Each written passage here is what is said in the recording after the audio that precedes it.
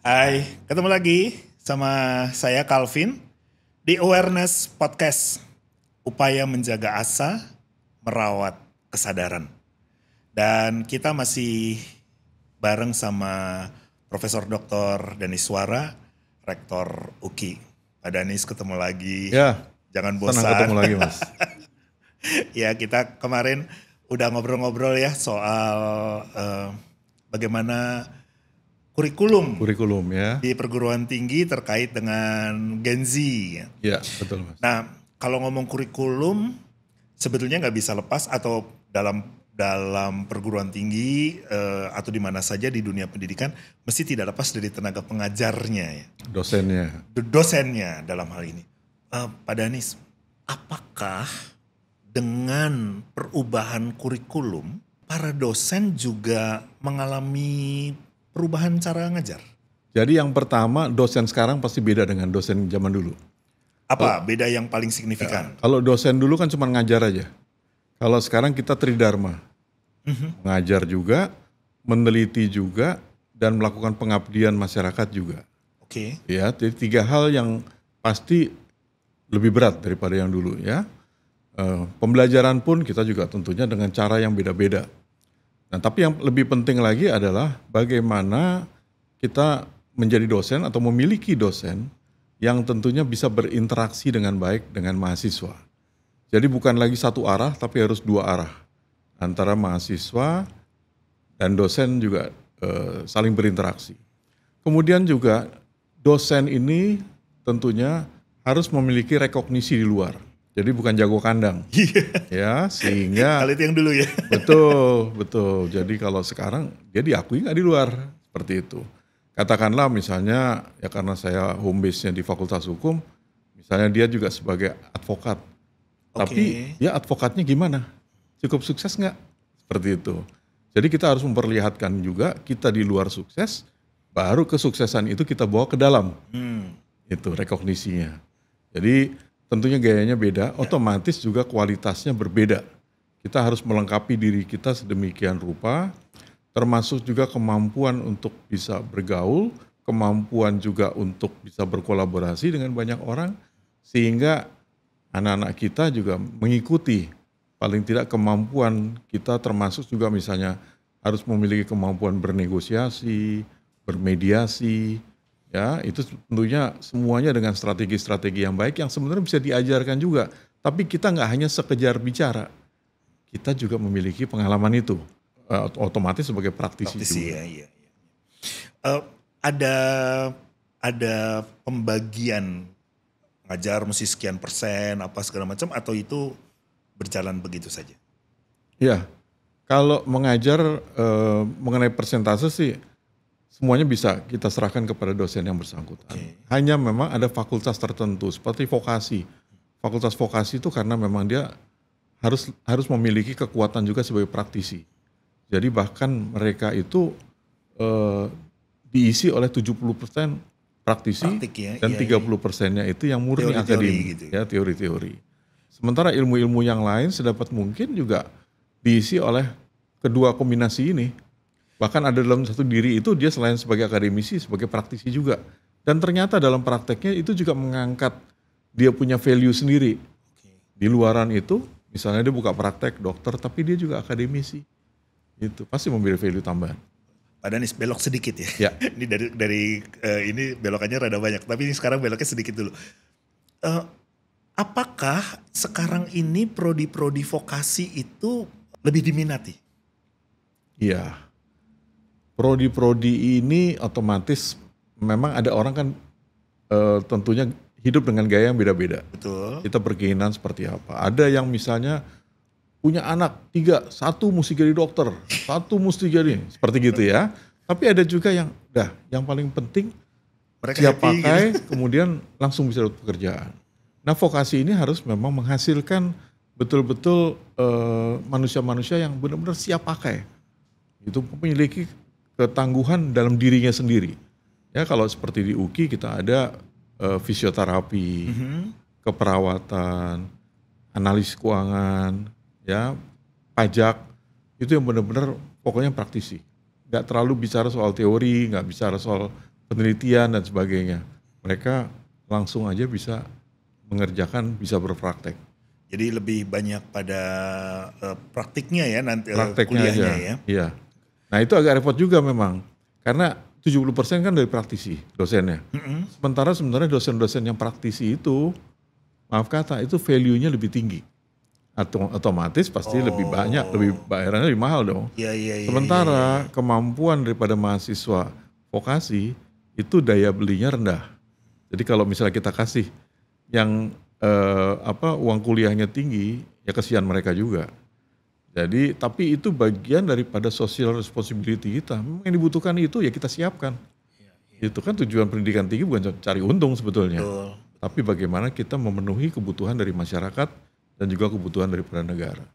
Zaman saya lah ya, bukan cuman ada, kayaknya hampir semua dosen itu serem gitu. Ya. Ya, kita bilangnya dosen killer. Sampai sekarang masih ada nggak sih Pak? Ya. Dosen killer. Pastinya 1-2 masih ada. Ya, tapi saya selalu menghimbau mereka janganlah. Gitu. Kenapa jangan Pak? Saya bilang era udah berubah kok. Kita harus berkomunikasi, kita menjadi teman mereka, sahabat mereka, tapi tetap kita menunjukkan wibawa kita. Jadi komunikasi harus cair. Tapi kan itu persoalan Pak. Dulu tuh kan kenapa killer gitu ya? Kan justru karena mereka mau punya wibawa gitu. Gue dosen nih gitu. Kalau nggak ada killer-killernya apa masih ada wibawanya gitu? Masih, dalam prakteknya begitu kok.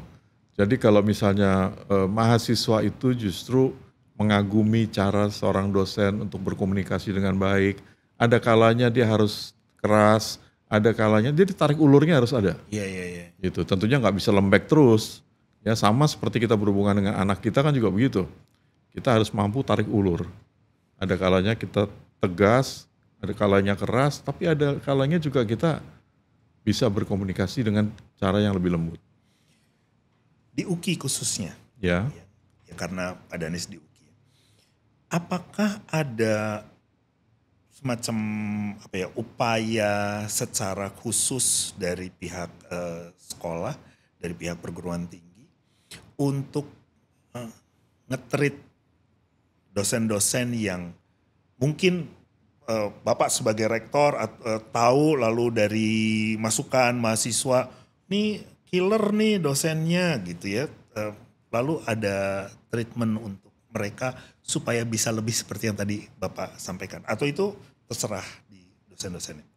Saat ini kita semua memonitor dosen-dosen yang ada. Kita tahu karakternya semua segala macam dan penilaian selalu diberikan juga. Ada nilai-nilainya masing-masing, pada umumnya diberikan kepada rektor atau wakil rektor. Sehingga kita bisa monitor ini kurangnya apa, terus yang ini kurangnya apa. Beda-beda setiap orang pasti. Kita menginginkan tentunya kan Tridharma itu pengajaran, penelitian, pengabdian masyarakat. Tiga-tiganya harus seimbang. Jadi bukan hanya pengajarannya aja. Jadi kalau kita lihat bahwa ini orang lebih punya talenta untuk meneliti, maka pengajarannya juga kita agak kurangi. Lebih banyak dia melakukan penelitian. Ya, atau misalnya dia agak sulit untuk berkomunikasi. Ya, kan talenta orang beda-beda. Betul. Ya, kita lihat artinya kita treatmentnya juga agak berbeda. Dan seringkali juga kita sebagai atasan, kalau secara struktural kan kita lebih tinggi, kita yang mengatur mereka, maka kita harus tahu ada permasalahan apa mereka. Ada yang ngelawan nggak Pak? Kenapa? Ada yang ngelawan nggak? Saya nggak tahu kalau di level di bawah, tapi kalau yang ke saya sih enggak. Paling kita kalau berbeda pendapat kan biasa. Atau jangan-jangan mereka bilang, wah Pak Danis galak nih. Ya, mudah-mudahan enggak ya. Mudah-mudahan enggak, tapi saya pikir saya juga udah berusaha untuk bisa selentur mungkin kok dengan mereka. Ya, ya. Tapi saya juga nggak mau dibilang nggak tegas. Enggak, saya tegas, saya keras. Tapi saya di UKI ini kan berbeda. Saya menganggap bahwa UKI ini kampus kasih. Artinya nggak ada marah-marah di UKI. Dan saya mengukur saya hampir nggak pernah marah tuh. Kalaupun sekali dua kali saya terlepas, pasti setelah itu saya minta maaf. Gitu. Ya kalau marah wajar lah lagi. Kita mungkin juga lagi sensi, kita lagi sibuk segala macam, diganggu. Nah, saya pikir begitu. Kita mengajarkan bahwa ini kampus kasih loh. Terus kita juga mengajarkan bahwa ini kampus Bhinneka Tunggal Ika. Ini juga kampus perjuangan. Dan sekarang Tuhan kasih lagi kita kampus unggul. Jadi itu semua harus kita buktikan bahwa itu ada di diri kita juga sebagai dosen. Pak, kan ada semacam penelitian nih Pak dari McKinsey Health Institute di USA gitu. Debatable mungkin, tetapi salah satu hasilnya menunjukkan bahwa anak-anak Gen Z ini menurut McKinsey itu termasuk generasi yang rapuh, dalam artian gini, nggak boleh diomelin, nggak boleh dimarahin. Kalau diomelin mereka pergi begitu saja. Kalau pergi aja sebenarnya masih nggak apa-apa gitu. Tapi ada ketakutan bahwa generasi yang rapuh ini dampaknya itu pada kesehatan mental nih Pak. Gitu. Nah apakah sepanjang atau sependek pengetahuan Pak Danis, hal-hal seperti ini juga muncul di tempat di mana Bapak kebetulan mengajar? Sebenarnya Gen Z ini kan nggak muncul begitu aja Pak. Ya, ada sebab akibat sehingga ada yang Gen Z dengan karakter seperti itu. Terlalu banyak sebenarnya kelebihan yang dimiliki oleh Gen Z ini. Ya, tapi kalau misalnya dilihat hanya dari sisi itu mungkin kita juga nggak bijak juga. Dan sebenarnya bicara rapuh, ini kan kadang-kadang ada sebab akibat. Bagaimana orang tua itu men-treat anak-anaknya. Oke. Beda mungkin dengan generasi yang sebelumnya. Orang tua zaman dulu lebih tegas, lebih keras, lebih kaku. Ya, tapi kalau ini kan sampai udah kelas 6 SD pun masih dipeluk-peluk sama orang tuanya seperti itu. Itu kan treatment yang berbeda sebetulnya. Dan memang era udah berubah sama sekali. Kita semua sepakat, walaupun nggak pernah bicara sepakat, tapi melakukan bersama-sama kepada anak-anak kita yang sama. Ya, jadi ini ada sebab akibat. Sehingga mereka ini ya kita juga membiasakan diri, misalnya seminggu sekali jalan-jalan dengan anak-anak kita. Mungkin orang tua kita nggak pernah lakukan itu. Betul. Ya, Betul. terus kemudian kita nggak pernah main tangan. Betul. Orang tua kita, Wih. ya kita tahu lah ya. Dan kita terima itu sebagai hal yang biasa-biasa aja dulu. Lem kopel dulu. Ya, Pak. kopel, minimal dijewer, ya. Nah, jadi saya pikir itu pasti ada sebab akibat rentetannya. Jangan hanya disalahkan kemudian gaya atau kerapuhan yang dimiliki oleh mereka. Karena mereka bisa menjadi nggak rapuh kalau kita men-treat mereka dengan cara yang baik juga. Misalnya bahwa Gen Z ini memang tidak bisa tidak karena terlahir dengan teknologi, maka apapun kebutuhan mereka terkait dengan teknologi harus kita penuhi. Ya, terutama di perguruan tinggi.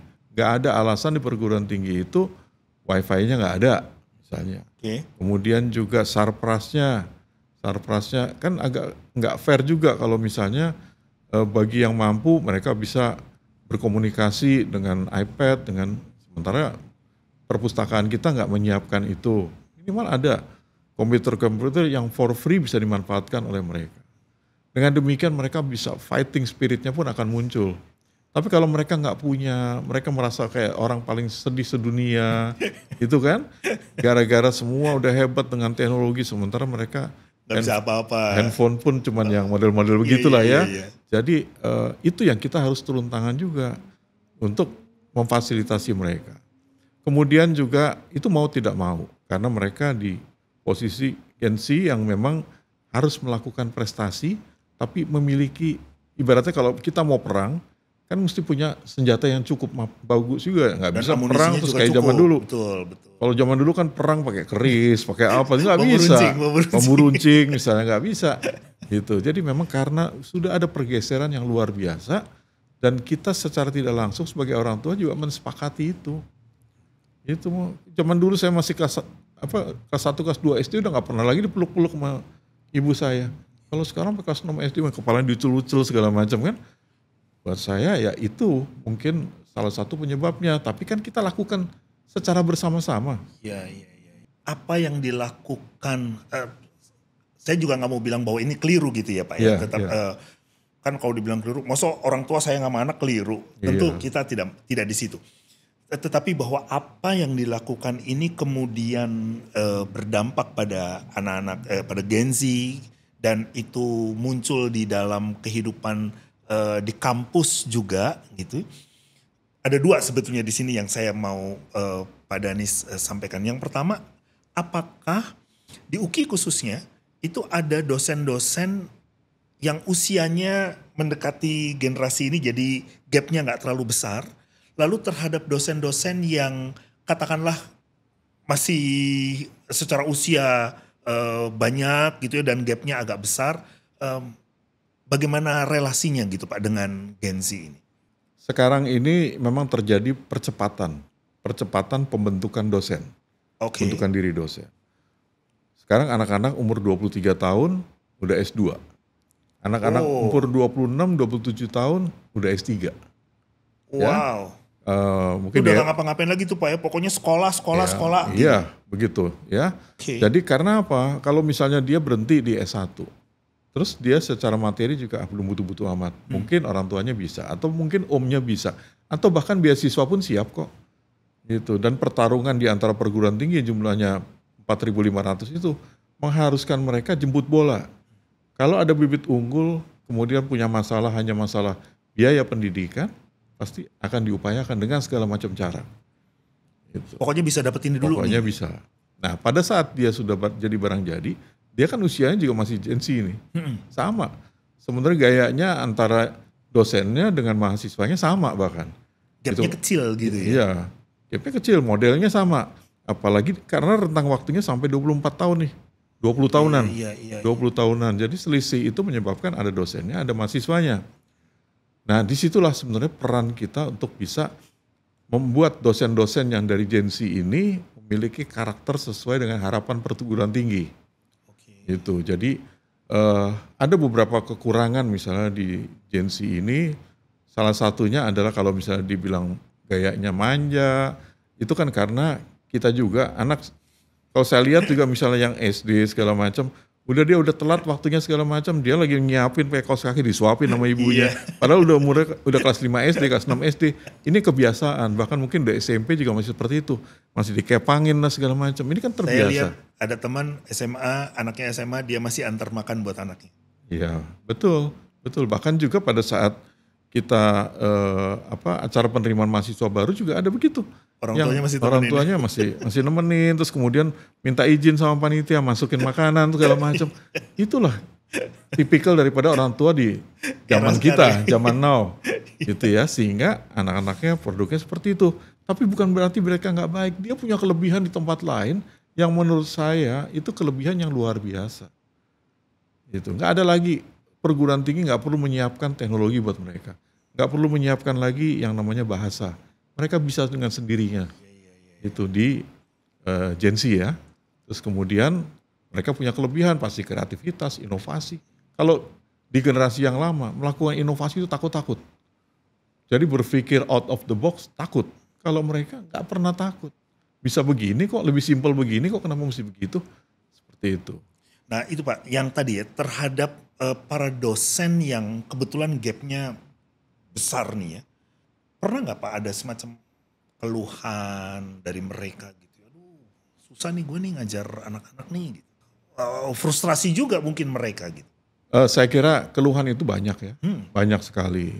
Dan sama juga banyaknya kalau kita ngobrol sama teman-teman kita sendiri, mereka ngeluh sama anak-anaknya. Anak gue begini lah segala macam ya. Saya kira itu hal yang biasa. Memang kita hidup dalam era disruption. Perubahan terjadi begitu besar. Bahkan bukan hanya itu juga, kita melihat juga di keponakan kita, di mana, apalagi seperti saya udah punya cucu, itu juga lebih jauh lagi tuh. Iya. Itu perubahannya lebih jauh, tapi saya pikir ya itu yang terjadi. Dan bukan hanya di Indonesia, di seluruh dunia itu terjadi. Sehingga kita nikmati aja perubahan itu.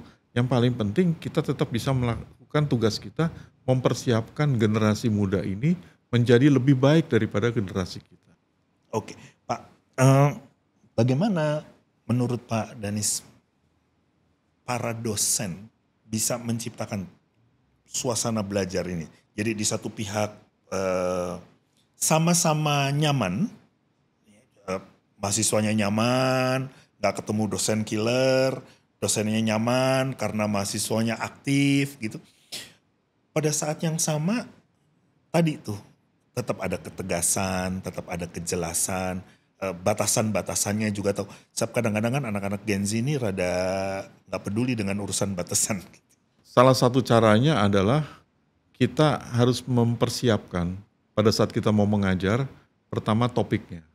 Oke. Ya, topiknya, kemudian apa yang mau kita jelaskan di awal, kemudian memberikan kesempatan kepada mahasiswa itu untuk kalau dia mau tanya, tanya aja, tinggal raise hand, kasih kesempatan. Nanti ada yang mau raise hand, tahu jawabannya, jawab aja. Tapi usahakan jawabannya ini bukan cuma sepenggal-sepenggal, tapi penjelasan. Kita biasakan mereka memberikan justifikasi. Oke. Kenapa pendapat mereka seperti itu, sehingga mereka menikmati. Nah, saya perhatikan ini anak-anak Gen Z memang dia sangat menikmati sesuatu yang baru. Dan mereka juga menikmati kalau ada dosen yang mengajar, kemudian bisa memberikan pengetahuan yang baru, sehingga paling tidak kalau saya setiap kali mengingatkan ke dosen maupun ke anak-anak ini bahwa paling tidak kalau dosen ngajar, pada saat waktu dia ngajar itu 30% isi otaknya pindah ke yang diajarkan. Oke. Gitu. Jadi bukan menyampaikan doktrin-doktrin atau teori-teori sepihak, tapi diskusi. Semua memang ada teorinya, based on teori, based on doktrin, tapi itu bisa disampaikan dengan cara yang lebih menarik, bisa lebih seru. Gimana caranya Bapak terutama sebagai pimpinan tahu bahwa dosen-dosen kita ini advance dalam pengetahuan? Baik, ada beragam cara sih. Ya, tentunya saya harus tahu persis kualitas dari mereka dan cara mereka mengajar seperti apa. Salah satunya adalah dengan saya meminta untuk tim teaching. Oke. Ya, dari satu mata kuliah, kemudian ada 3 dosen misalnya. Secara bergantian mereka mengajar. Dari situ saya dapat informasi. Cara yang kedua adalah misalnya perkuliahan hybrid.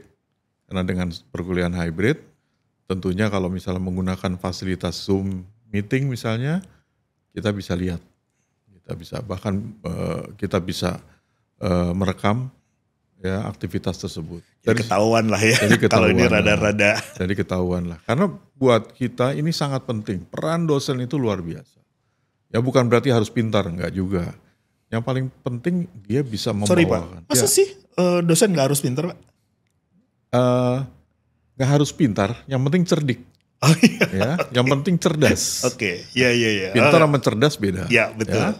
Kalau pintar itu hanya mengandalkan pengetahuan, tapi kalau cerdas cerdas itu bukan hanya pengetahuan yang diandalkan, tapi juga kemampuan untuk membuat sesuatu lebih segar, lebih menarik dan sebagainya.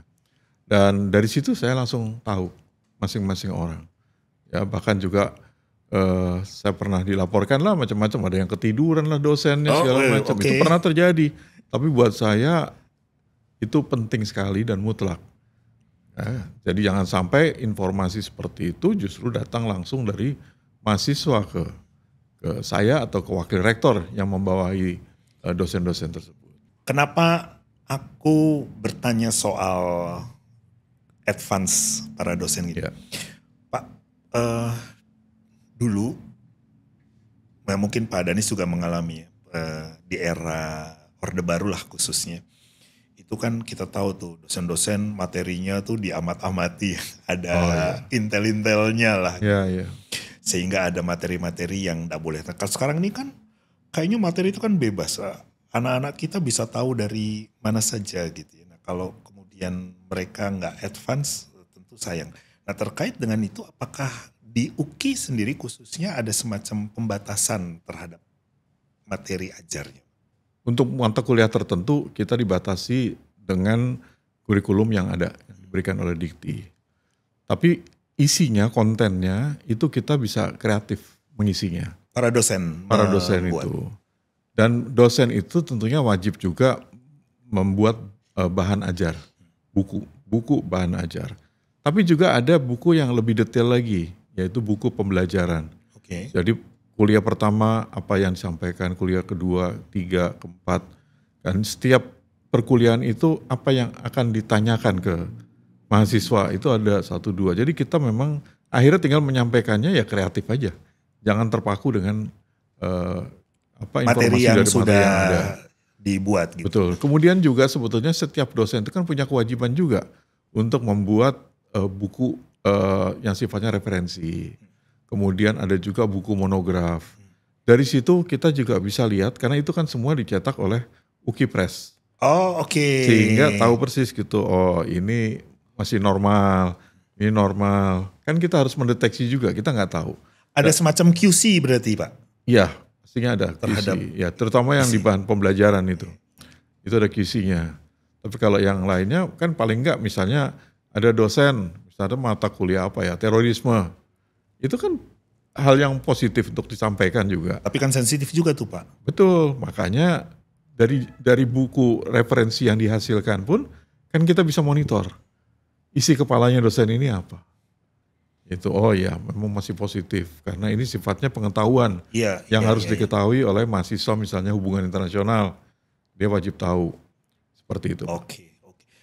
Saya senang karena dengan itu berarti khususnya di UKI dosen-dosen ini didorong supaya bukan saja mengecilkan gap dengan mahasiswa dari Gen Z, tetapi juga mereka betul-betul memberi ruang pembelajarannya dengan lebih baik dan terbuka. Terima kasih nih Pak Danis untuk info bagian ini. Kita berhenti dulu di bagian ini sekarang dan kita akan lanjut lagi di Awareness Podcast berikutnya. Terima kasih buat teman-teman yang sudah menyaksikan Awareness Podcast, upaya menjaga asa dan menumbuhkan kesadaran.